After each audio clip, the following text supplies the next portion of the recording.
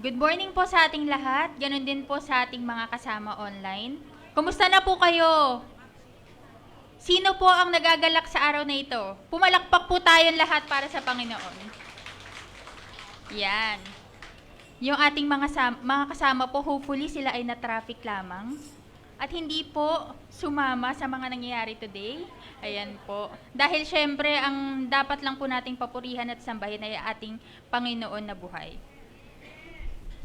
Yan.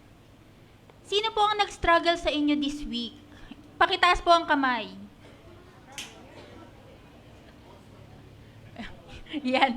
Ina-expect ko po lahat tayo eh. Nag-struggle. Pero thankful po ako sa Lord dahil ang iba rin po sa atin ay nakaranas ng good news at ganoon din successes sa ating mga buhay. Yan.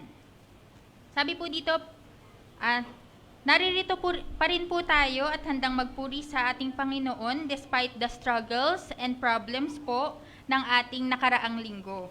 And also, we are praising the Lord for those who encountered good news and successes in life, but still giving all the glory and praise to God today. Yan. In any circumstances po, hopefully we saw God's mighty hands and God's loving hands extended to us in any situation. Sabi nga po sa mga ngaral, 7, 13 hanggang 14, pag-isipan mong mabuti ang ginawa ng Diyos. Sino ang makapagtutuwid sa binaluktot niya? Magalak ka kung mainam ang takbo ng lahat ng bagay. Sa panahon ng kahirapan ay isipin mong parehong ipinadadala ng Diyos ang kaligayahan at kahirapan. Sino ang nakakaalam kung ano ang mangyayari bukas? Yan. Sa verse po na ito, makikita po natin na ang mga ngaral na sumulat ng verse na ito ay alam na ang Lord po ay sovereign sa ating mga buhay.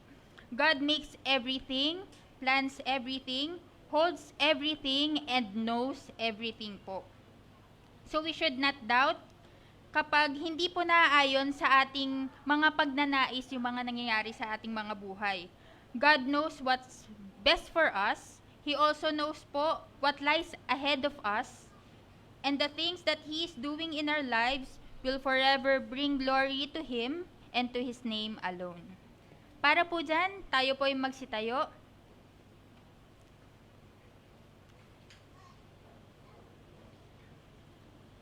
At tayo po ay manalangin. Let's pray. Dearest Heavenly Father, Lord, we thank you and we glorify you today, Panginoon. Nagpapasalamat kami, Panginoon, sa pagdadala niyo sa amin dito, sa inyong bahay panambahan, Panginoon, ng ligtas. Ganon din po, Panginoon, we thank you, Panginoon, sa joy na dala nito, Panginoon, at sa gratefulness na dala, Panginoon, ng pagpunta sa inyong tahanan, Panginoon. May we be filled with the Holy Spirit, Panginoon, today as we worship you, Panginoon, at talagang patuloy niyo kaming samahan at gabayan, Panginoon, sa araw na ito, Panginoon. Ito lang po ang aming dalangin sa makapangyarihang pangalan ng inyong anak na si Jesus. Amen. Amen. Ayan. So bago po tayo mag-awitan, basahin po muna natin yung nasa 1 Corinthians 15:19-22. Ayan. Sige po, meron po tayo sa monitor din natin. Pwede po kayo magbukas din ng inyong mga Bible. Ayan. Sige po. 1 Corinthians 15:19-22. If in Christ we hope in this life only, we are all people most to be pitied. But in fact, Christ has been raised from the dead, the first fruits of those who have fallen asleep. For as by a man came death, by a man also the resurrection of the dead. For as in Adam all die, so also in Christ shall all be made live. Amen? Papuri po sa Panginoon sa katotohanan yan. At sa atin po nga awitin ngayon, atin po yung ihayag, i-declare that truly Christ is our hope in this life and in death. Hindi nga lang hope our only hope. Amen po ba? Amen. Amen. Sige po, tayo po ay umawit. Itong bagong kakantahin po natin, itong song po na ito ay bago po. Pero let us meditate sa every lyrics po ng song po na ito. And I pray na talagang mag-minister po sa atin.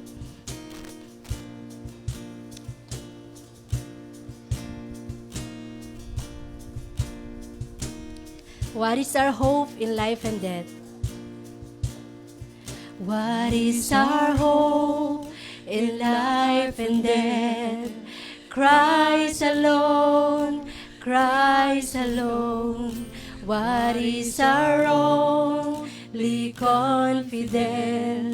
That our souls to Him belong, who holds our days within His hand. What comes apart from His command, and what will keep us to the end? The love of Christ, the love of Christ, in which we stand. Oh, sing hallelujah, our hope springs eternal. Oh, sing hallelujah, now whenever we confess, Christ our hope in life and death. Amen. Same lang po yung tono. What truth can calm the troubled soul? What truth can calm the troubled soul? God is good, God is good. Where is His grace and goodness known? In our great Redeemer's blood, who holds our faith when fears arise, who stands above the stormy trial, who sends the waves that brings us nigh unto the shore, the rock of Christ. Sing hallelujah. Oh, sing hallelujah, our hope springs eternal. Oh, sing hallelujah, now whenever we confess, Christ our hope in life and death. Amen. And unto the grave, what shall we sing? To the grave, what shall we sing? Christ He lives, Christ He lives, and what reward will heaven bring? Everlasting life with Him, there we will rise to meet the Lord. Then sin and death will be destroyed, and we will feast in endless joy when Christ is ours forevermore. Christ is ours forevermore. Yes, sing hallelujah. Oh, sing hallelujah, our hope springs eternal. Oh, sing hallelujah, now whenever we confess, Christ our hope in life and death. Sing hallelujah. Oh, sing hallelujah, our hope springs eternal. Oh, sing hallelujah, now whenever we confess, Christ our hope in life and death. Yes, now whenever we confess, Christ our hope in life and death. Amen. Palakpakan po natin ang ating Panginoon. Patuloy po natin niyang ihayag at sana ay ating pong laging panindigan. Ayan. Maging visible po sa ating mga Kristiyano that Christ is our hope in this life and in death. Ayan. Kaya sabi po sa Hebrews 12:2a, tayo po ay nire-remind to fix our eyes. Kanino po? To Jesus, the author and perfecter of our faith. So, kung ano man po ang ating mga pinagdadaanan o pagdadaanan pa, let us fix our eyes. Let us turn our eyes to Jesus. who will bring us, that brings us actually comfort and peace. Lalo na sa mundong ito, na magulong mundong ito. Sige po, tayo po ay patuloy na umawit at papurihan ng ating Panginoon. Yes, Lord. Turn your eyes upon Jesus.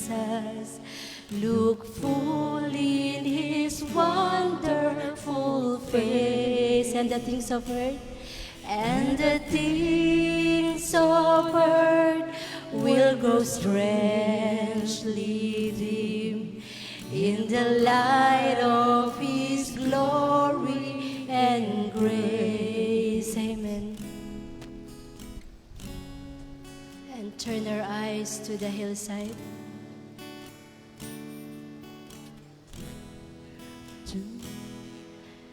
Turn our eyes to the hillside, where justice and mercy embrace.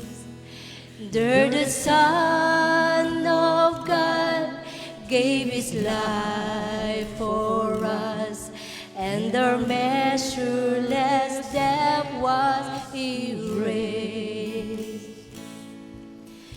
Jesus, to you we lift our eyes. Sing it prayerfully to the Lord. Jesus, our glory and our prize. We adore you, behold you, a Savior ever true. Oh Jesus, we turn our eyes to you. Yes. Hallelujah. And let's turn our eyes to the morning. Turn your eyes to the morning and see Christ the Lion away. What a glorious dawn, fear of death is gone, for we carry His life in our veins. Yes, Jesus. Jesus, to you we lift our eyes. Jesus, our glory and our prize. We adore you, behold you, our Savior ever true. Oh Jesus, we turn our eyes to you. Yes, sing Jesus. Jesus, to you we lift our eyes. Jesus, our glory and our prize. We adore you, behold you, a Savior ever true. Oh Jesus, we turn our eyes to you. Yes, church. Nawa ay maging makatotohanan nito sa ating mga puso. Turn our eyes to Jesus alone. Turn your eyes to the heavens. Our King will return for His own. Yes, Lord. Every knee will bow, every tongue will shout, all glory to Jesus alone. Jesus, to you we lift our eyes. Oh yes, Jesus. Jesus, our glory and our prize. We adore you, behold you, a Savior ever true. Oh Jesus, we turn our eyes to you for the last time. Jesus, to you we lift our eyes. Jesus, our glory and our prize. We adore you, behold you, a Savior ever true. Oh Jesus, we turn our eyes to you. Oh Jesus, we turn our eyes to you. Amen. Hallelujah, oh God. Tayo po ay manalangin. Yes, Jesus, help us, oh God, to always fix our eyes to you. You are our Lord, our Savior. At you are our only hope, Panginoon. Sa buhay na ito, Lord, maging sa kamatayan, Panginoon, ikaw lamang, O God. Inihahayag namin, Lord, ang katotohanan ngayon, Panginoon. And we pray, Lord, na talagang tulungan niyo po kami, Lord, sa bawat araw. Sa bawat araw, Panginoon, na ito po ay aming talagang maisip, Panginoon, maisabuhay, O God. Ikaw lamang, Panginoon, at wala nang iba ang aming tanging pag-asa, O God. Sa magulong mundong ito, Panginoon, tulungan mo kami, O God. Akayin mo kami, Panginoon. Lead us, O God. And help us, Panginoon, na bigyan ng desire, Lord, to truly obey you, Panginoon, sa lahat po, Lord, ng iyong kalooban, O God. Palambutin niyo po, Lord, ang puso ng iyong mga anak, O God. Tulungan niyo kami, Lord, to always submit, O God, to your will, Panginoon. To please you, O God, at hindi ang mga tao sa aming paligid. To please you, Panginoon. To treasure you, O God, at hindi ang kung anong meron kami sa mundong ito. Dahil ikaw, Panginoon, ay karapat-dapat. You are worthy, Panginoon. At tunay, Lord, na wala kang katulad, Panginoon. Maraming salamat sa iyong kabutihan, sa iyong kagandahang loob, sa iyong kahabagan, sa iyong dakilang pag-ibig sa bawat isa, Panginoon. Maraming salamat at patuloy ka namin, Lord, papupurihan at pasasalamatan, Lord. Dahil ikaw ay aming Diyos at ikaw ay karapat-dapat. Salamat, Panginoon. Kulang po ang mga salita, O God. Pero nakikita mo, Lord, ang puso ng iyong mga anak, Panginoon. We truly, Lord, are grateful, Lord, at nagpapasalamat sa iyo, Panginoon. Thank you, Lord. In Jesus' mighty name we pray. Amen and amen. Glory to our God.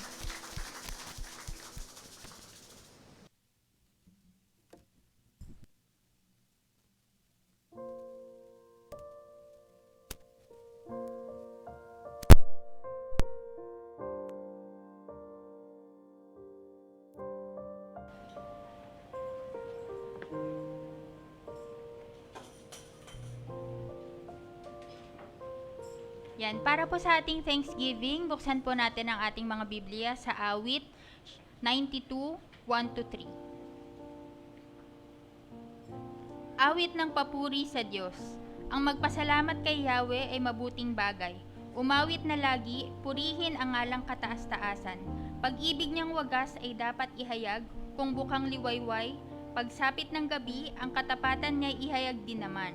Ito'y ipahayag sa salyo ng alpat tugtuging salteryo, sa magandang himig ng tugtuging liray ipahayag ito. Yan, tunay nga pong ang pasasalamat sa ating Panginoon ay walang pagsidlan po, no, sa isang buong araw. Sabi po dito ng mga awit, umaga at gabi, ganun niya nire-remember yung faithfulness ng Lord sa kanyang buhay. Yan, sobrang dami po kasing maipagpapasalamat talaga sa ating buhay pagmulat pa lang ng ating mga mata at ganun din po bago tayo matulog. Yan. Kaya I will get this opportunity po to thank the Lord sa aking buhay, sa kanyang faithfulness po. Yan. So, these past 2 weeks po ay struggle sa akin. Yan. Kasi hindi ko po alam, pero parang series ng ng sakit ni Kana. Alam niyo po 'yun, lalagnatin ng last week, tapos ubo, sipon. Nung isang araw po nalaglag sa hagdan. Hindi po kasi siya malikot. Tapos kahapon naman po umakyat siya sa upuan, tapos nalaglag siya, tumama yung kanyang ditong baba sa may lababo namin, kaya po meron siyang sugat. Alam niyo po yun, parang wala kang pahinga po, kapag ikaw po ay nanay. Yung parang katabi mo lang naman po siya, pero may nangyayari pa rin po na hindi mo inaasahan. Alam niyo po yun, which is mas nakaka-guilty bilang magulang, kasi parang iniisip mo, hindi ko naman pinabayaan, pero may nangyari pa rin. Alam niyo po yun, gini-guilt trip ko po kasi palagi yung sarili ko pag pag may nangyayari po kay Kana, which is nire-remind ako ng Lord na hindi, di ba? May mga bagay po talagang nangyayari na hindi natin kontrolado bilang mga tao. Pero thankful pa rin po ako kasi pinoprotect pa rin niya si Kana. Okay pa rin naman po siya, parang wala lang pong nangyari sa kanya. Yan, talagang sinasamahan pa rin kami ng Lord, ginaguide pa rin kami ng Panginoon sa aming pang-araw-araw na life, kaming dalawa na magkasama sa bahay. At ganoon din po, kinikip safe niya rin po si Marvin doon sa kanyang work. So, despite all these things, good or bad, talagang ang Panginoon lang po dapat ang papurihan sa ating mga buhay. At ipinagpapasalamat ko po ito sa aking buhay. Ito lang po. At ngayon po, tinatawagan ko po isa sa ating mga elders, si Kuya Roldan Umandal, para po sa ating Thanksgiving prayer.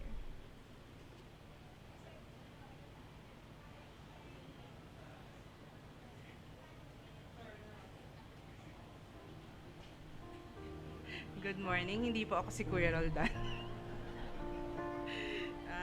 Ayan po, so today is another great day from the Lord. Amen. So ako po ay sure and assured that all of us have something to be thankful for the Lord. No, ako personally, I'm thankful kasi right now, healing po ng maayos ang aking kapatid from surgery. Right? And somehow thankful din ako na hindi pa nare-release yung 3 puppies. Kasi parang mahirap silang i-let go. Ate Betch, I know. Pero inaanyayahan ko po ang lahat na tumungo ng panandalian. Let us utter our personal prayer of thanks to the Lord. I'll give you a few moments and then tayo po ay mananalangin ng sabay-sabay.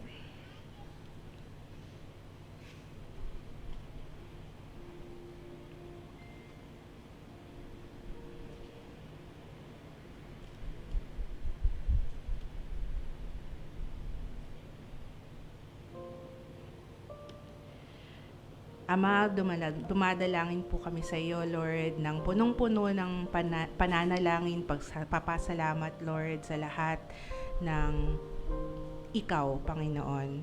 We acknowledge, Lord, that we are nothing, Panginoon. We acknowledge, Lord, that we will not be able to weather through our lives without you, O God. At salamat, Panginoon, dahil sa iyong katapatan, at iyong habag, Lord, na bago araw-araw, Panginoon. Araw-araw na binibigyan kami ng lakas, Lord God. Araw-araw na binibigyan kami ng dahilan para mag-celebrate ng life. At araw-araw din, Panginoon, inire-remind kami that we are God's children, Lord God. Salamat, Lord, kasi sapat ka, O God. Salamat, Panginoon, dahil sapat yung biyaya mo, sapat ang habag mo. Sapat ang mga provisions mo for all of us, Lord. Not only, yung aming spiritual lives, Panginoon, na napaka-important, Lord, that you are providing the nourishments for us, Panginoon. Ganon din sa aming physical na pangangatawan, sa aming pamilya, sa aming finances, sa aming emotions, Lord. You are God, and you hold everything under your sovereignty, Panginoon. I pray for all of us, Lord, that we always remind ourselves and may your Spirit always urge us and convict us to be thankful, Panginoon, that we go into your presence with thankful hearts, Lord, because you are faithful and you are our God. In Jesus' name we all pray. Amen.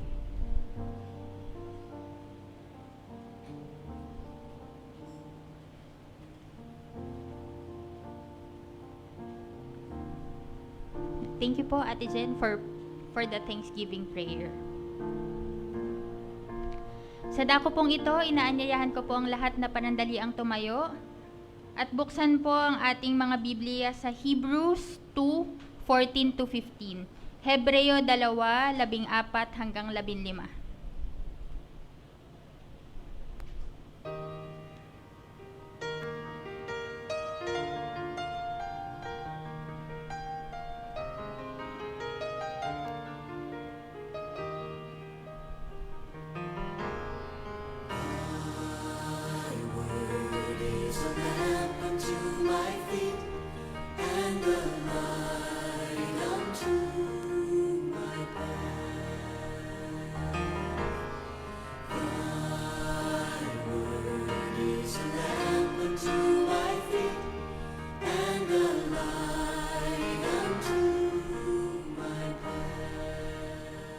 pong basahin ko ito sa ESV at susundan naman po mamaya ng magandang balita Biblia. Hebrews 2:14 to 15.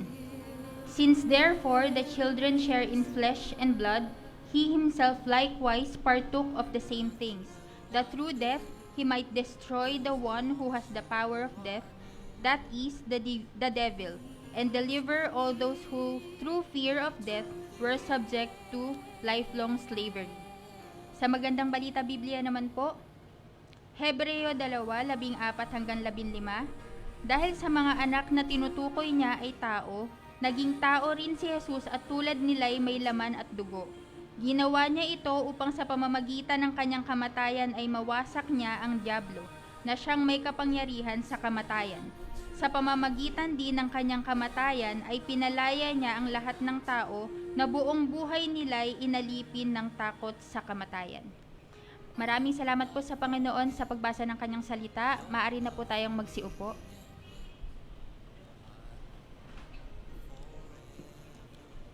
At para po ihatid sa atin ngayong umagang ito ang mensahe ng ating Panginoon na pinamagatang The Fear of Death, na part 2 po ng ating series na Faith Over Fear, isa pong tapat na lingkod ng Diyos, isang mabuting ama at asawa kina Dirk at Sister Esther, at isang pastor na patuloy pang hinahasa ang karunungang ibinigay ng ating Panginoon, Pastor Rendel Salgado.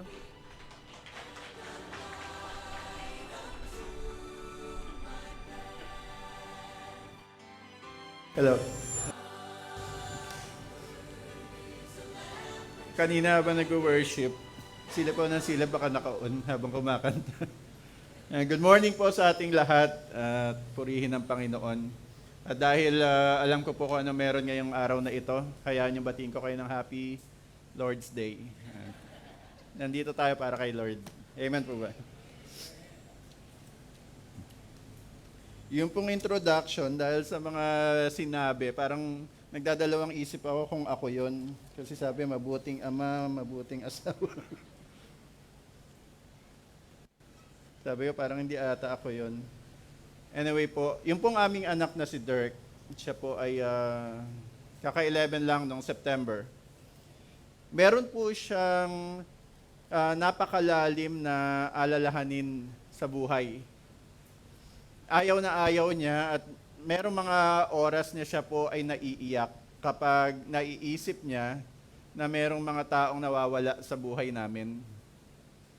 Nung nagsimula po ako sa ministry 10 years ago sa Pasig, ang masasabi ko pong baptism of fire is yung confrontation with death. In my first 2 years alone, ilang beses po ako na napatawag sa ospital. Actually, suki po ako ng Medical City sa Ortigas. Dahil lagi po tayo napapatawag kapag merong mahal sa buhay na kailangan ng ipag-pray. Nasa ICU, tatawagin si pastor. Na there's also moments na hating gabi ikaw ay ipapatawag mula sa bahay, tatawagin ka dahil meron ng iniuwi na sa bahay at pinauwi na ng doktor at maghihintay na lang, tinawag ka para ipag-pray.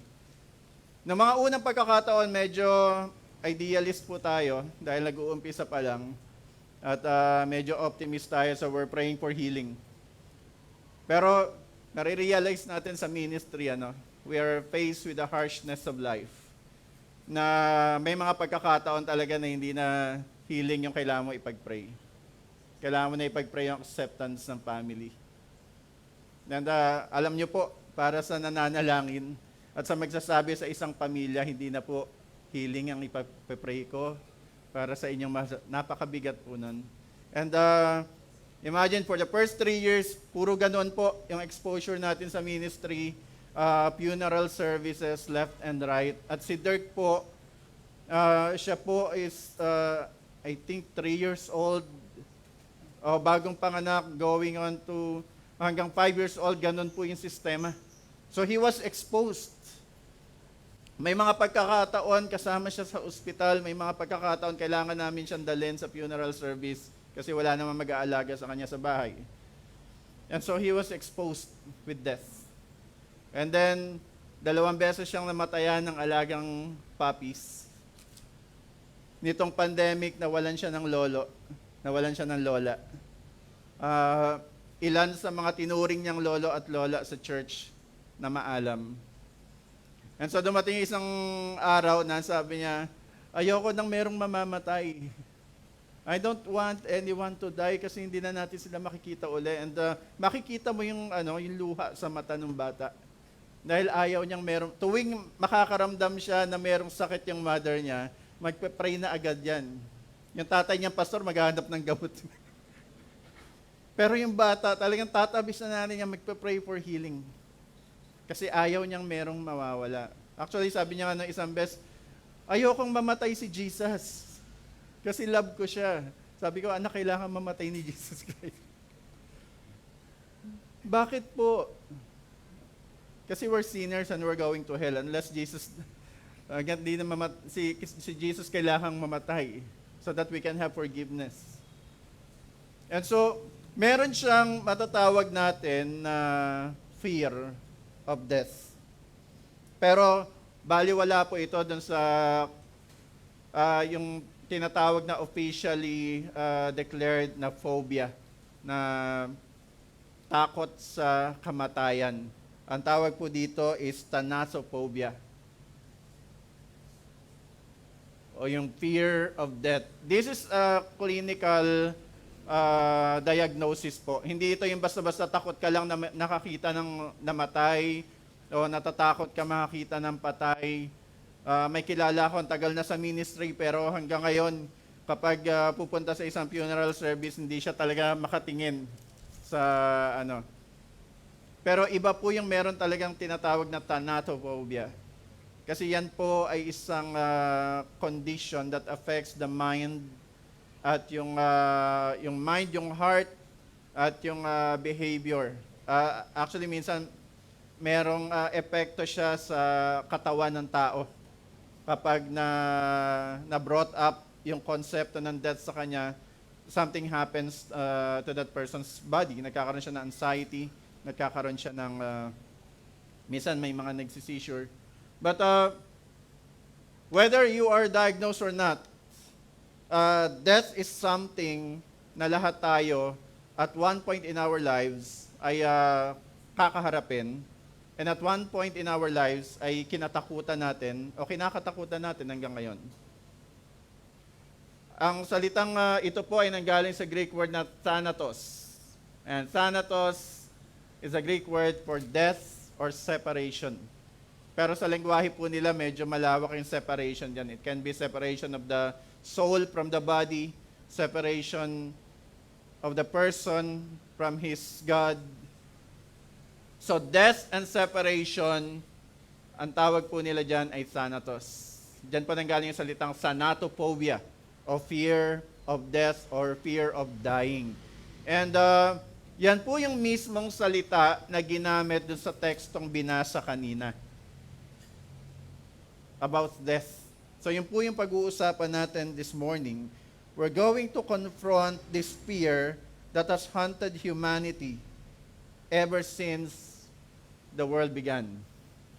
So ang title po ng sermon natin is simply Thanatophobia, o the fear of death. And again, tayo po ay nasa Hebrews chapter 2 verses 14 to 15.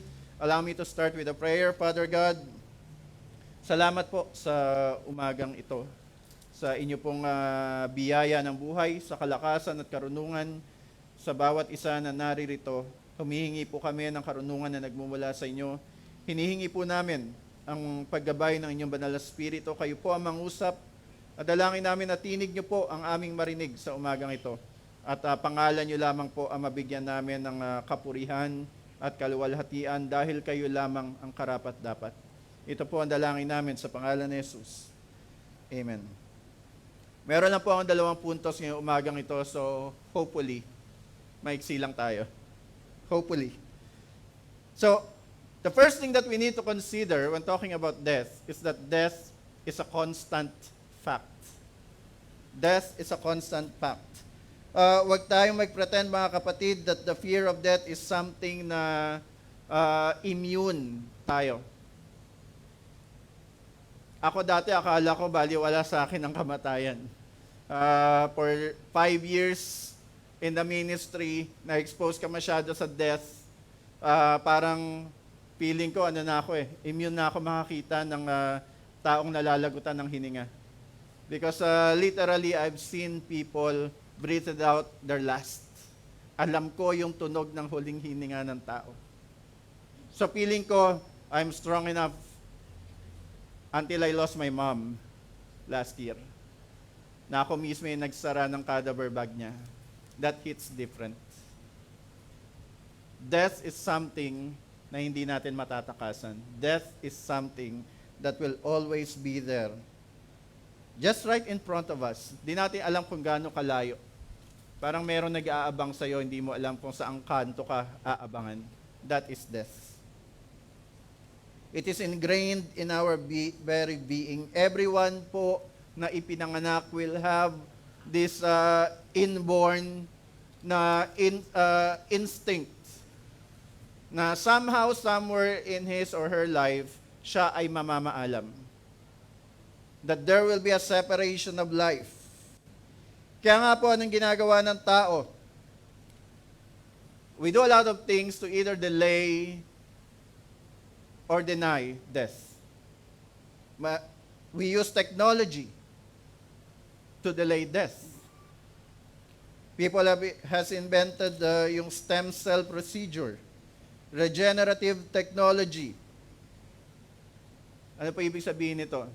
From the stem cell, they can reproduce any kind of cell in the body para ma-replace o ma-reproduce artificially ang isang internal organ o isang cell na corrupted na o kailangan ng palitan to extend the life of a person.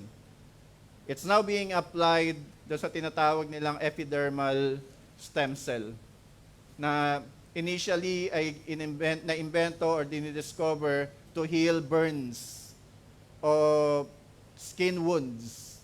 Pero ngayon ito po ay inaaral na kung paano gamitin sa beauty products. Anti-aging chemicals or anti-aging technology. Wala naman pong masama na alagaan ng sarili. I'm not saying na masama po yun. Okay po. Also, meron din tayong mga anti-aging drugs. Yung metformin, isang uri ng anti-aging drug. It is commonly used to treat yung type 2 diabetes. Pero mayroong recent studies po na nagsasuggest that these have potential anti-aging effects sa mga nagte-take nito.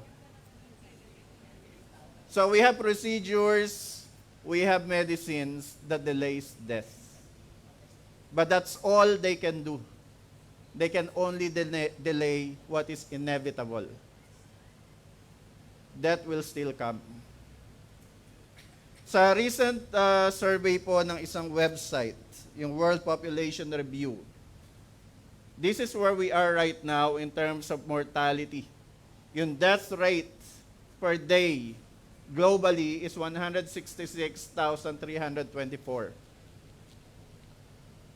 Not considering po yung yung pandemic. 166,324 per day. That's 6,930 per hour, 116 person dying per minute, 1.93. Hindi ko alam kung ano yung 0.93, but 1.93 person dying every second. As we speak, ilan na po kaya namatay simula nung nagsimula ako? Sa Pilipinas po, we are ranked number 17. Pinoy pride, di ba? Number 17 po tayo sa world ranking ng mortality. Ang deaths per day natin is 1,804. Ang Pilipinong namamatay araw-araw. That's 75 Filipinos dying every 1,804 every day, 75 Filipinos dying every hour. Ganyan po karami. And some of those numbers may be our loved ones, our friends, families, acquaintances. Para sa isang nagtitake ng census, there are just numbers, but for us, there are families. Mahal sa buhay, kaibigan, kamag-anak. My father-in-law died last 2021 dahil sa pandemic. My mother died last year. People are dying. And so this is a fact, mga kapatid. Sa Pilipinas din po, ang average life expectancy ayon sa world data, para sa kababaihan daw ay 71.5 years old. Para sa kalalakihan, 67.2 years old. Kung kayo po ay beyond this na, praise God sa buhay ninyo. Hindi po natin sinasabi yan yung deadline o yan yung goal. Ang sinasabi po natin, based po sa research o sa studies o sa census, yan po yung kanilang natuklasan. Okay po? And ang atin lang po, hindi yan yung magdidikta ng buhay natin. Yan ay based lang sa pag-aaral ng limitadong kaalaman ng tao. In the end, ang buhay natin ay nasa kamay ng Diyos. Ang tanong ko lang po, bakit mas mahaba ang buhay ng babae sa Pilipinas? 71 years old daw ang average lifespan ng Pilipina at 67.2 sabi sa mga kalalakihan. Meron po nagsabi, sabi ng isang lalaki, hindi naman Kristiyano yung nagsabi nito, kung ikaw ba mapangasawa mo yung asawa ko, na naisin mo pa ba magtagal ng mundo? Pero again, these are just numbers based on the limited knowledge of man. Again, tayo ay babalik pa rin sa salita ng Diyos. The main question is, why is there death? And why is there suffering? Because human suffering brought upon by war, by corruption, yung struggle ng mga tao against one another, lahat ng yun ay aspeto ng death and corruption. When we go to the Bible, sa Romans 5:12, ito po ang sinasabi. Therefore, just as sin came into the world through one man, and death, meron pala dito, and death through sin, and so death spread to all men because all sinned. Iyon po ang sinasabi ng Biblia, kaya may kamatayan, kaya may namamatay because of this sin. Now, we can blame the government, we can blame anybody, we can blame bad people, we can blame false religions for committing atrocities and genocides. We can blame everyone, but the bottom line is, it's because of sin pa din. The reason why this whole world, hindi lang ang tao, kundi ang buong creation is subject to death and destruction is because of the fall of one man, Adam. So, death, we can all agree, based on the Bible, that death is a consequence of sin. And because of that, death is sure to those who have sinned, and since all have sinned, death is sure for all. Dahil pumasok ang kasalanan sa daigdig through one man, at kasunod nito ay kamatayan, and so death spread to all men because all have sinned. Doesn't matter kung kaya mo siyang i-delay, it doesn't matter kung pwede mo siyang i-deny. You can deny death, you can delay death, but we can never defy death. Sabi sa Romans 8:20-21,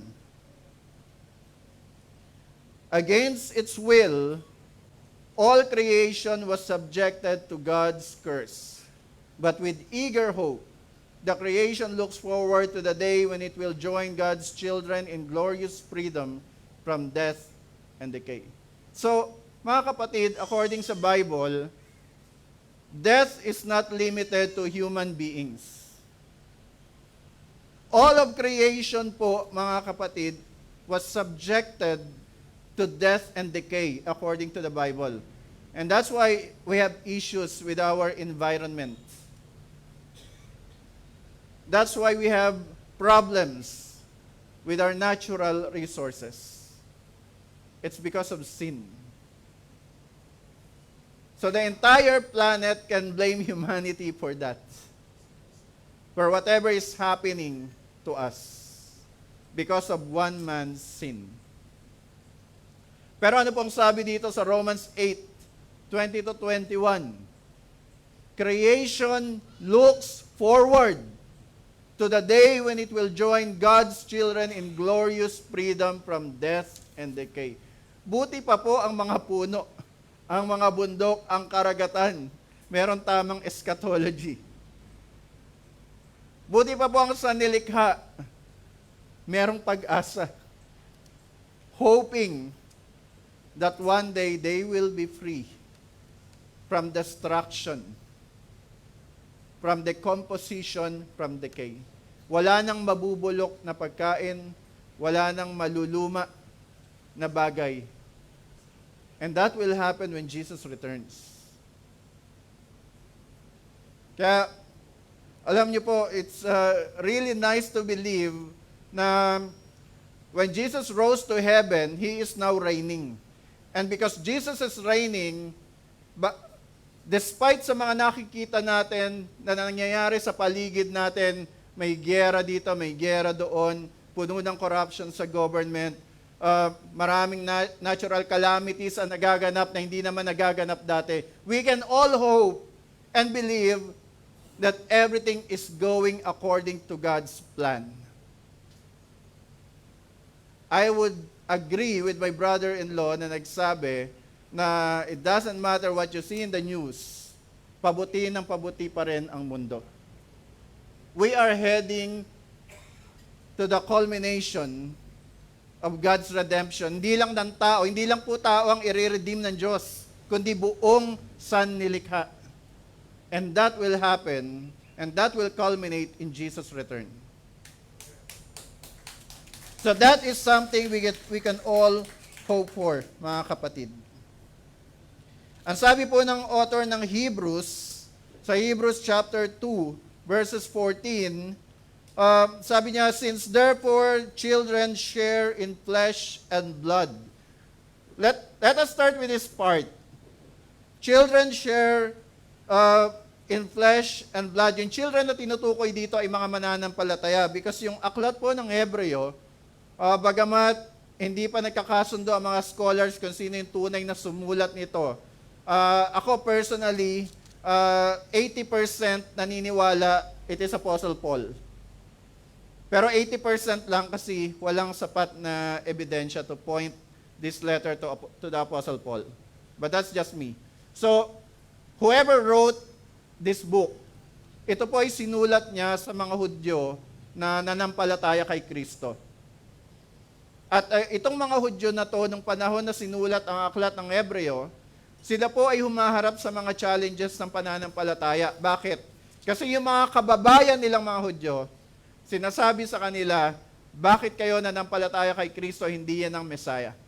Bumalik kayo sa ating pananampalatayang Judaism.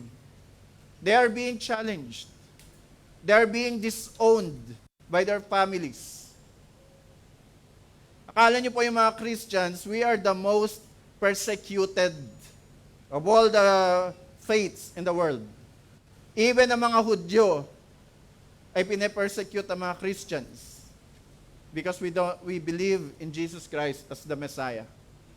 And so yung mga Christian na Hudyo, nung time na sinulat ito, yun yung challenge nila. Dinidisown sila ng mga kamag-anak nila. Sila ay pinapatanggal sa kanilang synagogue na kinabibilangan. Sila ay nawawala ng mga ari-arian sa buhay. And some of them experiences death.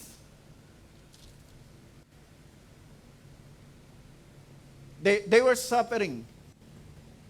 And death is always in front of them because of those challenges sa kanilang pananampalataya.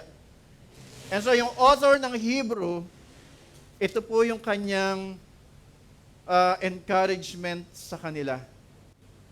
From chapter 1 ng Hebrews hanggang sa part na to, yung author ay nag-focus dun sa katotohanan na si Kristo ay sapat.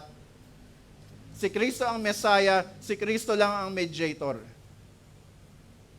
So, yung solus Christus ay hindi lang matatagpuan sa Colossians, hindi lang matatagpuan sa Romans, hindi lang matatagpuan sa John 14:6. Even if you go to the book of Hebrews, you will find the truth. Dahil yun din yung sinasabi nito.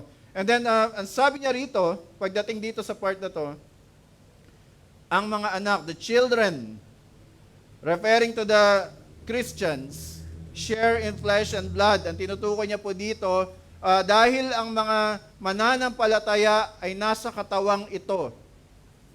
Sila ay nasa katawang lupa na nagkakasala pa din at subject pa rin sa pain and death, kasi yun po yung hinaharap nila araw-araw, yung threats sa kanilang buhay, yung threats na sila ay mawalan na kanilang mga kasangkapan o ari-arian because of religious persecution. Ang sabi ng author ng book, because we are sharing this, we are in the flesh, and we are threatened by death. Ano po ang ginawa ng Messiah? Sabi niya, He partook of that flesh and blood. Sinasabi niya po dito, hina-highlight niya dito, na si Kristo, bagamat siya ay Diyos na nakaupo sa kanyang trono sa langit, ay nagkatawang tao. Siya po ay nagkatawang tao. And then when we go to verse 15, ang sabi po doon, ang mga mananampalatayang ito, ang mga tao daw, are through the fear of death, were subjected to lifelong slavery. Through the fear of death, they were subjected to lifelong slavery. Let's be clear, mga kapatid, we are slaves to sin. Okay po, malinaw po yung sinasabi sa talata. We are enslaved hindi sa kamatayan. Kamatayan o yung fear of death ay instrumento ni Satan to enslave humanity. We are not slaves of our fear of death. The fear of death is the instrument of our slavery. Our fear of dying leads us to a lot of irresponsible and sometimes downright sinful behavior. We have this, ang tawag nila yung fight or flight na attitude towards death. It's either you run away from that conversation of death or you reject that idea of death. Kaya ginagawa ng tao lahat para ma-extend ang buhay niya. Nung medieval era, they came up with the idea of immortality. Kaya nga po nauso sa mga poetries at mga novels yung concept of immortality. Na merong paraan para ikaw ay mabuhay ng matagal o mabuhay ng walang hanggan sa daigdig na to. Kung mabubuhay ako ng walang hanggan, ayoko sa daigdig na ito. And yet the Bible says that immortality is actually possible. Pero not in this world. In the world to come. In the presence of the Messiah. Napakalimitado talaga ng kakayanan ng tao na magproseso ng mga konsepto. Imagine na naisin mong mabuhay na walang hanggan dito sa mundong ito. Ang pinapangako ng Biblia, you can live eternally in the presence of Christ, in the presence of God Himself. And so, yung kamatayan, our slavery is slavery to sin, our slave master is Satan, at yung kanyang latigo to keep humanity in check is death. Parang misleading na road sign. Parang harang para hindi ka makaalis sa iyong kulungan. Nakita na ba kayo ng mga misleading na road sign? Yung mga road sign na hindi mo alam kung paano mo i-interpret. At mai-stuck ka na lang kasi hindi mo alam kung anong gagawin mo. Saan ba ako pupunta? Anong gagawin ko dito? Diretso ba ako? Dili ko? O babalik? Hindi pwede lahat, so stuck ka na doon. Yan po yung purpose ng death. Yan po yung ginagawa ni Satan sa tao. You cannot hope because ayan si kamatayan. Di ba nakaimbento pa ang tao ng imahe ng kamatayan? Isang kalansay na nakabalot ng itim na cloak at may hawak na karit. And that's why nakaimbento tayo ng iba't ibang paraan para takutin ang mga anak natin. Konektado pa rin po yun sa takot, inborn na takot ng tao sa kamatayan. And aside from that, people na walang kinikilalang Kristo ay merong mga iba't ibang konsepto o paniniwala just to deny death, just to deny yung kanilang responsibility because after this life, everyone will be responsible. Christians or non-Christians, we will be responsible sa bawat bagay na ginawa natin at sa bawat salitang lalabas sa ating mga labi. Sabi ng isang atheist, ang religion daw, ang afterlife ay inimbento ng mga taong takot sa dilim. Kasi nga naman, ang kamatayan laging related sa kadiliman, ano po? Kasi totoo naman, may permiso akong ikwento. Yung misis ko po, nauna siya sa ministry sa akin. Hindi pa ako na-attend ng Sunday school, nagtuturo na siya ng Sunday school. 12 years old, nagtuturo na siya ng adult Sunday school sa church nila sa Valenzuela. And then, pagdating ng high school, college, siya po ay nag-church plant na sa Laguna. Di ba? Sabi ko, hindi talaga ako karapat-dapat. So, anyway, dumating yung point na habang siya nag-aaral sa seminary at nag-church plant, naman sa Bulacan, dahil yung denomination nila kung saan sila ina-assign. Minsan siya lang mag-isa, i-assign siya sa isang lugar para mag-church plant, walang kasama. So, habang siya ay nakatayo sa harapan ng isang Sunday, nagsa-Sunday service, bigla siya nakaramdam ng kakaiba because of exhaustion. Kasi papasok siya ng seminary sa Makati, babalik siya ng Bulacan para mag-minister. Tapos nagwo-work pa yata siya noon kay Mr. King. So, exhaustion. Isang araw nakatayo siya sa harapan ng congregation, biglang nagsara. Sabi niya, dahan-dahan nakikita ko parang may dalawang itim na pader na sumasara at nagko-close in sa akin. At the last thing that I remember, sabi niya, is merong boses na nagsasabi, uy, natumba na pala siya. And after that, takot na siyang magpahinga. Sabi ko, hindi ba dapat mas inisip mo na kailangan ko na pala magpahinga? Hindi, takot akong magpahinga, takot akong pumikit, takot akong matulog. Dahil dun sa experience na yon. You know, mga kapatid, that's what death will cause us. It will cause us to fear. We are afraid of dying because we were made to think that this is the best that we could ever have. This is all there is. Everything that we can enjoy is in the here and now at hindi po nakakatulong yung mga mangangaral na nagsasabi you can have your best life now.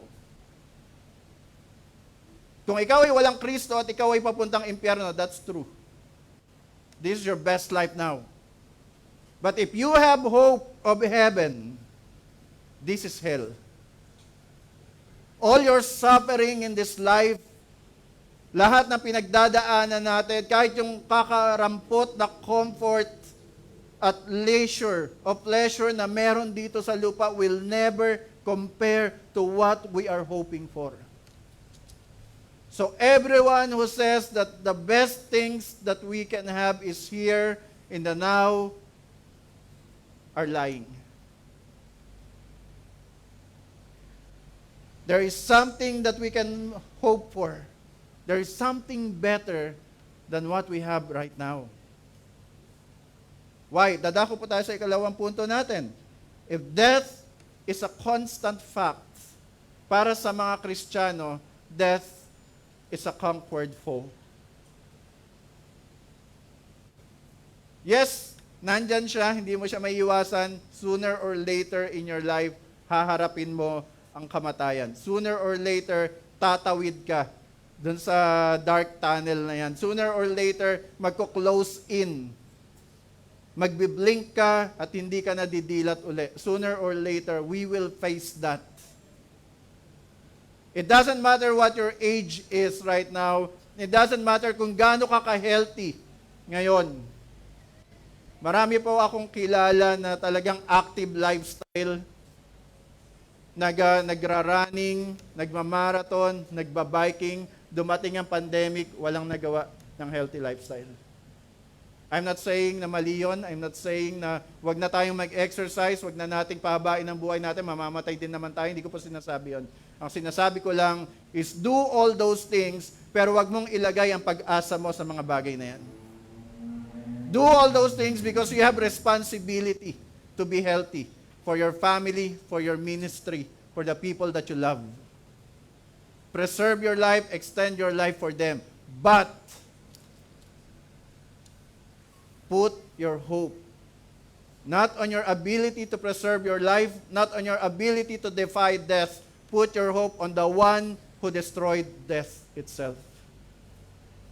At yun po yung, ay walang iba kundi ang ating Panginoon. Sabi sa Hebrews 14 to 15, that through death, He might destroy the one who has the power of death, that is the devil. So napakahalaga po ng doktrina natin ng incarnation ni Jesus Christ. Essential po. Meron mga non-essential. I think narinig nyo na kay Pastor Kerux, no? Na sa paniniwala natin, may mga bagay na non-essential, may mga bagay na essential. And in all things, charity. But the doctrine of the incarnation of Christ, ang kanyang pagkakatawan tao, ay nasa kategory ng essential. Kung ikaw ay mananampalataya ni Kristo, hindi mo pwedeng i-deny ito. Na siya bilang Diyos ay nagkatawang tao to share, to partake, according to this verse, to partake of our flesh and blood, para mabuhay ng katulad natin, maranasan ang mga naranasan natin, to suffer the things that we suffer, to experience the things that we experience in life.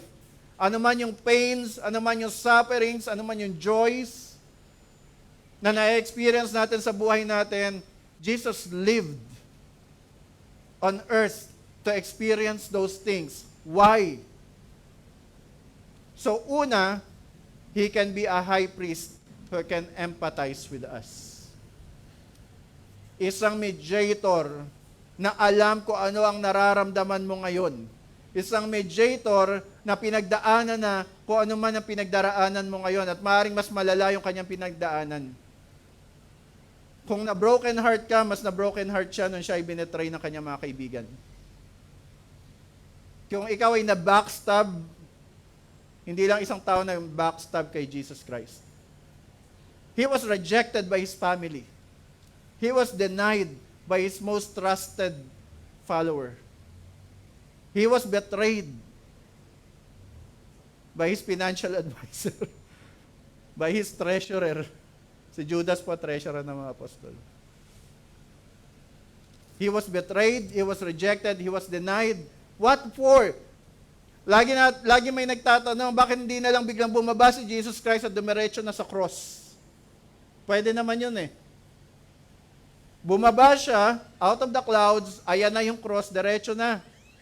Hindi niya na kailangan isilang sa sabsaban, hindi niya na kailangan maranasan yung lumaki bilang bata, dumanas ng puberty katulad natin, makaranas ng mga bagay na dinanas ng mga tao nung panahon niya, magsikap sa buhay bilang kuya ng kanyang pamilya. Why does He have to experience all those things? Because He needs to be a high priest who can empathize with every weaknesses, every failures, every suffering, every pain, every joy na may experience ng isang tao. So that kapag siya ay naupo sa kanyang trono, He can tell the Father, I know what this person feels. I am interceding for this child of mine because I know exactly how she feels. Everyone can say they're praying for you kahit hindi nila alam kung ano talaga yung pinagdaraanan mo. And that's easy, ano? Pag may, Pastor, pwede mo ba ako ipag-pray? Oh, pag-pray kita. Ano nga ba problema mo? It's very easy to say that. But Jesus Christ, hindi ka magkakamali kay Jesus Christ. And again, I think nasabi ko na to dati, again, if there are moments of your life that you think walang nananalangin para sa'yo, remember Christ. He is there on His throne praying for every single one of us. At alam niya kung ano ang kailangan niya ipag-pray sa bawat isa sa atin. Ano ang hinihingi ng Diyos? You have to be honest with me, my son. You have to be honest, my son. Kagabi, nasa meeting ako with my brother-in-law dun sa kanyang house church community. Isang lumalaking ministry. Ang member nila ay nasa iba't ibang bahagi na ng Pilipinas. They gather. Alam niyo po ba, they gather every night. Monday to Saturday, nag-gather sila virtually sa Zoom para mag-devotion. Gabi-gabi po, walang mintis.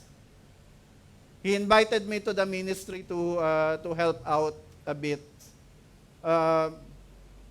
Ako po yung nagugulat. Kasi yung nadadatnan ko ng Monday, nandun pa rin ng Tuesday, nandun ng Wednesday, nandun ng Thursday, nandun ng Friday, nandun ng Saturday. Nakikinig ng devotion, umaawit. Grabe, gabi-gabi. And when you ask them, isa lang ang sasagot nila. Yung preaching natin ng Solus Christus, Christ is worthy. Madaling sabihin nyo kapag every Sunday ka lang eh. Madaling sabihin nyo kapag twice a week ka lang nagjo-join sa gawain, pero sila Monday to Saturday nasa gawain. Pagdating ng Sunday, mag-gather sila sa mga tahanan nila kung taga saan sila naroroon. Biruin nyo, whole week of listening to the Word of God, of worshiping God, of serving God. Hindi sila napapagod. Why? Because their hope is in Christ. And I'm not saying that that's for everybody. No. I'm not saying na kaya nila, dapat kayanin natin. Hindi po. I'm not saying that. Pero, I can only be inspired na meron pala mga ganitong tao na willing mag-spend ng 2 hours nila, 3 hours every night to fellowship with other believers. Some of them hindi pa nakikita personally. And so, mga kapatid, bilang mga mananampalataya ni Kristo, if we have this hope, if we believe na meron tayong intercessor, meron tayong mediator, someone na nakaupo na sa trono sa langit at sinasamba ng mga seraphim. Isaiah chapter 6. Inaawitan siya ng mga seraphim ng holy, holy, holy. Sabi na Isaiah, yung train ng kanyang robe spreads throughout the temple. Pero anong ginawa niya? At one point in history, siya ay bumaba. Why? To share in our humanity. To share in our suffering. To share kung ano yung mga struggles na pwedeng may struggle ng tao so that when He returns to His throne, He can mediate for us. At hindi lang yon, mga kapatid, ang ginawa niya. Nung siya ay pinako sa krus, nung siya ay namatay on our behalf, tinalo niya ang kamatayan. He vanquished death. He destroyed yung may hawak ng latigo ng kamatayan na si Satan, who has been tormenting humanity ever since Eden. He has been tormenting humanity with death. Jesus destroyed him at the cross. Kaya po yung promise sa Genesis 3, the offspring from the woman will crush the serpent's head, happened on the cross. That was the fulfillment. Satan was rendered powerless. Death was rendered powerless. And because of that, mga kapatid, whenever you confront the concept of death, you can face it with faith. not with fear. Hindi ko sinasabi maging careless tayo sa buhay natin, wag na tayo mag-ingat, wag na natin alagaan ang sarili natin. We should be good stewards of our bodies because this is the temple of the Holy Spirit. Alagaan natin ang katawan natin, mag-ingat tayo sa katawan natin. Pero ang katotohanan, mga kapatid, kapag dumating yung time na si Lord ay nag-decide na oras mo na, yun ay oras mo para mag-rejoice. Yun ay oras mo para umiti, mga kapatid. Bakit? Kasi tapos na ang mga paghihirap mo dito sa lupa. Tapos na ang mga sakit, tapos na ang mga pasanin. Ang kamatayan ay wala nang ibang magagawa sa iyo kundi ihatid ka kay Kristo. Yun yung sinabi ni John MacArthur. Sabi ni John MacArthur, all death can do to the believer is to deliver him to Jesus. It brings us into the eternal presence of our Savior. Yung kamatayan is no longer just a destroyed foe, a defeated foe, a vanquished foe. Siya ngayon ay alalay mo na. Dahil siyang maghahatid na sa iyo sa presensya ng iyong tagapagligtas. Kaya hindi mo siya dapat katakutan. Some will still say, well, life is short, I want to enjoy it now. Well, kapatid, eternity is long. You have to prepare for it. At ang tanging paraan to prepare for it is to go to Christ. Dahil siya ang tumalo sa kamatayan. So in conclusion, mga kapatid, since we have Jesus Christ, our Messiah, our Mediator, our Savior, the one who vanquished death, the one who defeated death, because we have Christ, we can walk in the brilliance of His victory. We can walk every day with confidence na anuman ang mangyari dahil naniniwala tayo sa sovereignty ng Lord. Na lahat na nangyayari sa buhay natin, masakit man o masaya sa ating paningin, yan ay nasa kamay ng Diyos. We've lost loved ones. I've lost people in life. At ang masasabi ko lang, purihin ka, Panginoon, dahil ikaw ay dakila.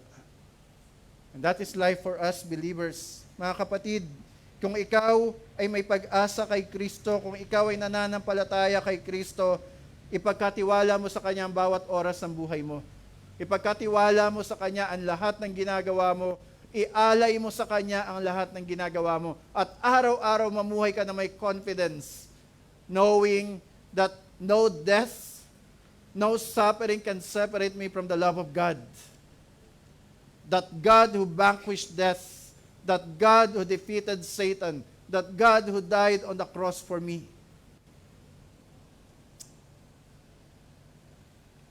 Mga kapatid, kapag dumating yung oras na tayo na yung nasa ganong sandali ng buhay natin, yung nakahiga ka na at pasara na yung tabing sa buhay mo, huwag kang matakot. Dahil kukurap lang yan kumpara sa eternity na naghihintay at the end of that. Dahil pag yan ay nagsara, pagdilat ng mga mata mo, ikaw ay nasa liwanag ni Kristo. That is our hope. That is our blessed hope, mga kapatid. Ngayon, kung ikaw, kaibigan, ay wala pang Kristo sa buhay mo, hindi mo pa sinusuko ang buhay mo sa Kanya, there is no light at the end of the tunnel for you. What awaits you is an eternal flame, an eternal suffering, an eternal separation from Christ. So I implore you, kung ikaw ay nakikinig, surrender your life to Christ. Repent of your sin. Repent of your sinfulness. Go to the cross. Recognize Christ as your Lord and Savior at maniwala ka sa Kanyang finished work at the cross of Calvary. And then, and only then, you can really face death with certainty, with assurance, with hope. Because without Christ, there is no hope. The only reason we can have hope in this life and in the next is if you surrender your life to Jesus Christ. So mga kapatid, kung meron man dito, kung meron man sa mga nanonood o manonood nito, hindi nyo pa kinikilala si Kristo bilang Panginoon at tagapagligtas, hindi natin hawak ang buhay natin. Talagang tatakutin ko kayo, hindi natin hawak ang buhay natin. Anything can happen in an instant, in the blink of an eye, anything can happen. So are you prepared? If you want to be prepared, join me in this prayer. Tayo po'y manalangin. Ama namin Diyos, kayo po'y kinikilala namin bilang Panginoon at tagapagligtas. Maraming salamat po bilang mananampalataya ni Kristo, O Diyos. Salamat sa pag-asa na meron kami. Salamat, O Diyos, dahil alam namin na ang kamatayan ay hindi maglalayo sa amin sa inyo, kundi maglalapit sa amin sa inyo. And because of that, Lord, we can live in confidence, we can live in faith every day of our lives, Panginoon. Maraming salamat dahil meron kaming pag-asa kay Kristo. Maraming salamat dahil bagamat hindi kami karapat-dapat, kami ay tinawag ninyo upang bigyan ng ganitong uri ng pag-asa. Pag-asa na hindi kailanman mababawi sa amin ninuman. And Father God, kung meron man po sa mga nakikinig o nanonood ng pangangaral na ito, dalangin ko po na kayo ang mangusap sa kanilang puso. May you grant them repentance. May you speak to their hearts, O Lord. Panginoon, I pray, O God, that they would recognize that they are sinners headed towards destruction, and that their only hope of being saved is that they surrender their lives to Christ. We pray for every soul to make the decision, kung hindi pa nila ginagawa, to make the decision na kilalanin si Jesus Christ as Lord and Savior of their lives. Father, we commit to you this day. We commit to you everyone na nandito ngayon. Nawa po anuman ang napulot namin sa inyong salita, encouragement, challenge, promise, ito po ay matanim sa aming mga puso at mamunga sa aming mga buhay. At sa lahat ng bagay, tanggapin niyo po ang kaluwalhatian na kayo lamang ang karapat dapat tumanggap. Ito ang dalangin namin sa pangalan ni Jesus. Amen.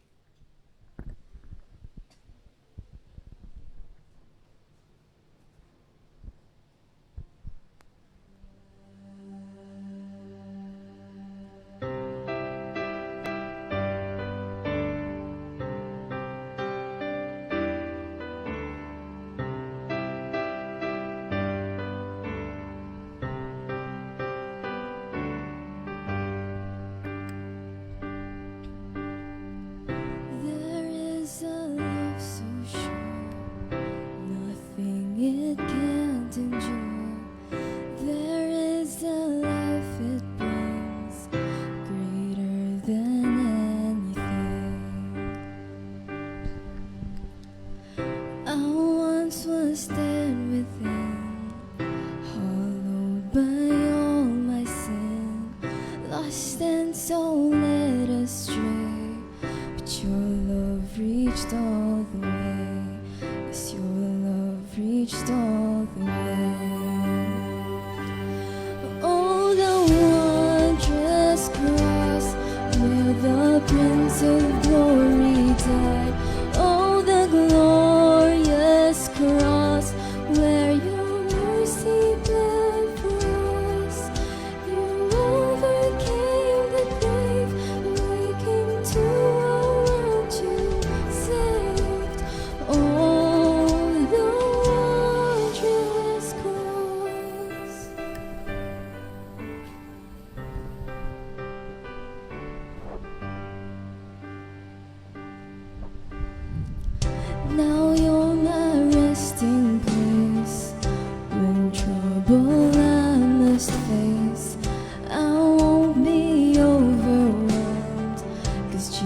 Jesus, your love has won, and my faith looks up to thee, sweet lamp of Calvary. My song will ever rise to you alone. Oh, the wondrous cross where the Prince of Glory died. Oh, the glorious cross where your mercy bled for us. You overcame the grave, waking to a world you saved. Oh, the wondrous cross. Hallelujah.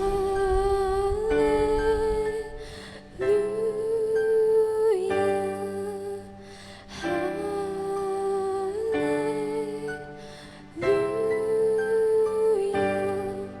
Oh, hallelujah.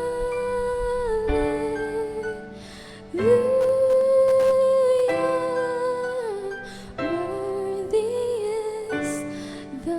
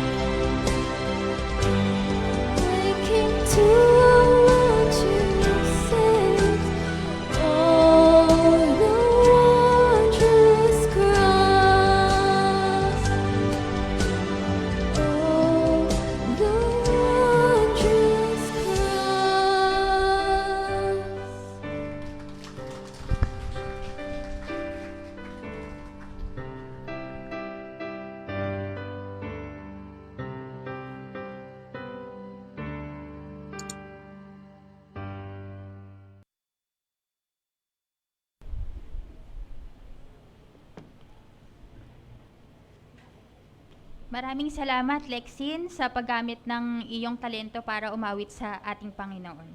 At maraming salamat din po, Pastor Rendel, for preaching the word of the Lord for us today. Truly, in this life, we should hope in the Lord. Gaya nga po ng sabi ni Pastor Rendel, this is not our best life now. Our best life is in heaven, in eternity with Christ. Naway kapag naiisip po natin ang death, it brings joy to us, for we will finally be with Christ forever. Para po sa ating offertory reading, buksan po natin ang ating mga Biblia sa Proverbs 21:26. Ang taong tamad ay nanghihingi araw-araw, ngunit ang matuwid ay di nagsasawa ng kabibigay. This verse reminds us that godly people should not be greedy, and selfishness should not be on our vocabulary. We should give to others willingly if we can. We should give, and yung ibibigay po natin ay hindi lang limited sa financial aspects ng buhay, but also those things we can give that will enrich the souls of our brethren, like sharing our knowledge about God, willingly serving the Lord when asked, giving time to others, and being thoughtful in many ways. At ang ating offertory po ay gagamitin sa gawain ng ating simbahan, ganun din po sa ating sanctuary. You can give offerings pa rin po sa ating building fund. Ang details po ay naka-flash sa ating mga screen. Para po sa iba pang announcements, we're encouraging you to share how thankful you are po to God for His faithfulness in your lives. Kaya wag po tayong mahiyang magpa-reserve ng slot kay Sister Nell para po sa ating Thanksgiving next Sunday. Ang mga paraan po sa pagtatites ay through GCash, bank deposits, na naka-flash po sa ating screen. Maaari nyo rin pong ihulog ang inyong mga tithes sa ating tithe box. Ilagay nyo lang po ang mga tithes ninyo sa wallet at pasulat po yung inyong name sa piece of paper na nandoon at pakisulat din po ang inyong name sa logbook. We are encouraging you to join our virtual fellowship, which is a sermon recap po tomorrow. This is every Monday, 7 p.m. via Zoom. Just message Ate Joanna Peña Florida lang po for the link. Pray and worship night po ay every Wednesday, 7 p.m. sa FB Live po.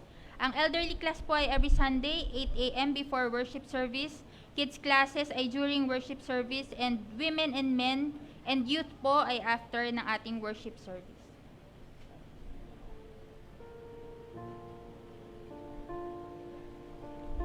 Atin na pong ipanalangin ng ating mga kaloob. Let's pray. Dear Heavenly Father, Lord, we thank you and we glorify your name, Panginoon. Thank you for blessing us this week, Panginoon, sa aming mga buhay, Panginoon. Alam namin na lahat po ng mayroon kami ay galing sa inyo, Panginoon, at nararapat lamang na ito ay ibalik namin sa inyo, Panginoon. Naway kalugdan niyo po ang aming mga offerings, Lord, at talagang mapapurihan ang inyong pangalan sa mga ito, Panginoon. Ito lang po ang dalangin namin. In Jesus' name, Amen.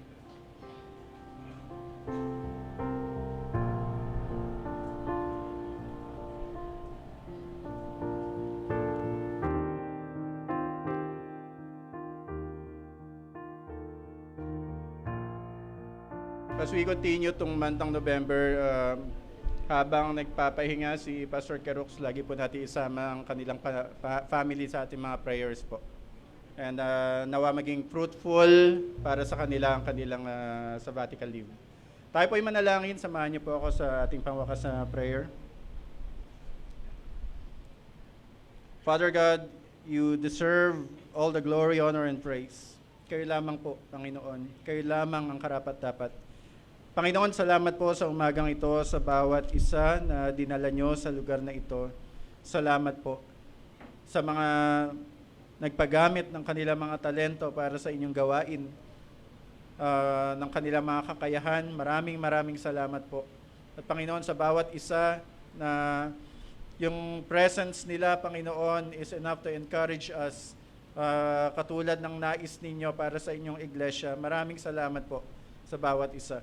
Lord, we are grateful sa bawat healing na tinanggap namin this week, sa bawat provision ng bawat pamilya. Maraming salamat po. Salamat po sa lahat ng bagay na patuloy niyong ginagawa sa bawat isa. Lord, kayo po ang nakakaalam ng bawat hinaing, bawat dalangin ng aming mga puso.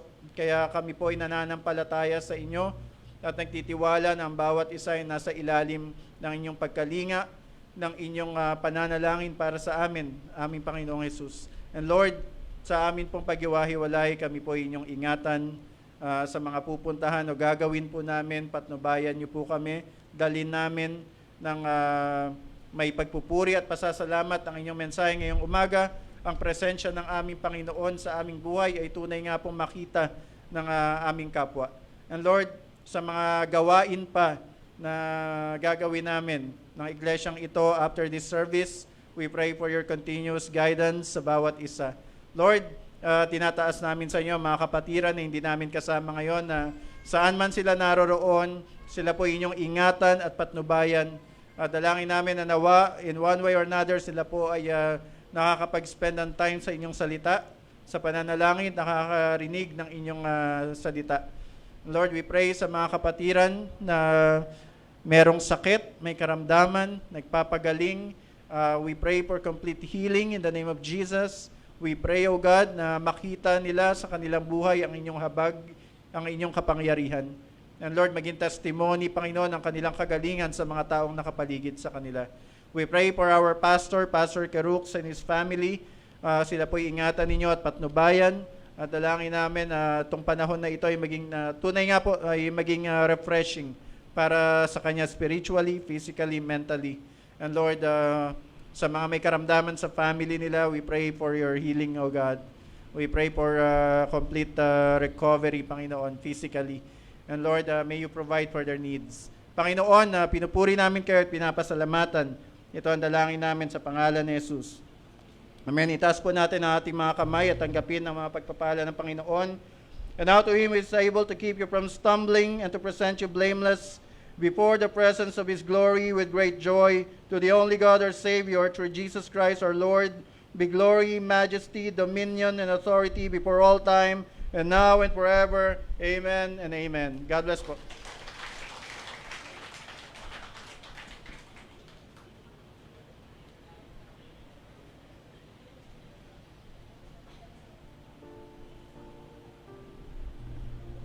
Yan, today po sa ating congregation, ina-acknowledge po natin ang presence ni Nina Ferdinand, Melinda, Zenny, Alzen, Albert, Beatrice, Annie, at ang kanilang pong mga apo.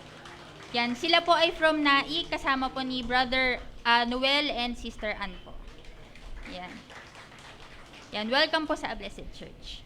At dito na po nagtatapos ang ating worship service today. May we not fear death, and may we always put our faith and trust in Christ, our Lord and Savior, who already conquered death. God bless everyone po.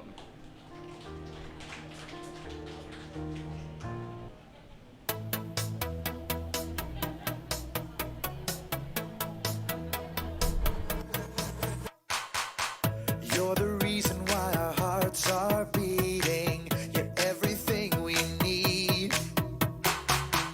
You're the reason for the songs we're singing. We sing because we're free. Come on, we'll let it rise up to our God and Savior. Come on, we'll shout it out louder now. We'll sing it out forever. Hear our praise rising up, whoa, from the hearts of the found. Whoa, we lift a shout to the one who has saved us. What a beautiful sound. Whoa, rising up to you. Rising up to you. To our King who saves, hear our endless praise. Rising up to you.